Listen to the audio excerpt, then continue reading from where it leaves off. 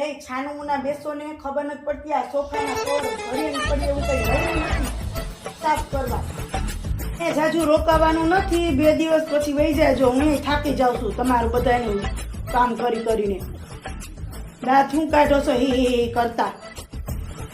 બપોર વચ્ચે શાંતિથી સુઈ જાજો અને મને કુવા દેજો હું થાકી જાઉં છું ઘડીએ મામી આ દ્યો ને મામી આ દ્યો ને એક એવાન બપોર વચ્ચે મારી પાસે તો 2 કાન વિચાર માથું કરી દેવાની શું તમારું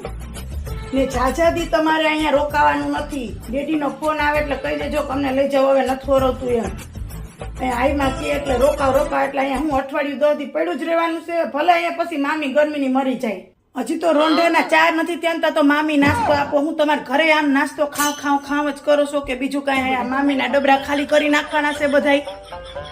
તમારા આઈમાં સત્સંગમાંથી આવે ને કાંઈ રાવ કરી છે ને તો તમારી બેની ખેર નથી એટલે કાંઈ પણ કીધું ને બાઈએ કે મામી કંઈ કહેતા હતા તો ના જ પાડજો નકર કાંઈ વસ્તુ અહીંયા મળશે નહીં સમજાઈ ગયો આ સાંજે ગોલા ખાવા લઈ જાય પણ ધ્યાન રાખવાનું છે સસ્તો ગોલો હોય ને એ જ લેવાનો છે 120 વાળો ને 200 વાળો ને 250 વાળો ગોલા સિલેક્ટ કરે ને તો ગોલા કાઢી નાખી બીજે દીએ બપોર વચ્ચે તમારા હાવ સસ્તો હોય એ જ લેવાનો એમ જ કહેવાનું અમને આ જ ભાવે છે મામા એમ મામો તો કહે જ કે તમને જી ગમે એ કયો એટલે ઓર્ડર દઈ દો બાકી મેં કીધું કે 40 થી 60 વાળાની અંદર જ લેવાનો છે ગોલો વધારે કંઈ ખર્ચો કરવાનો નથી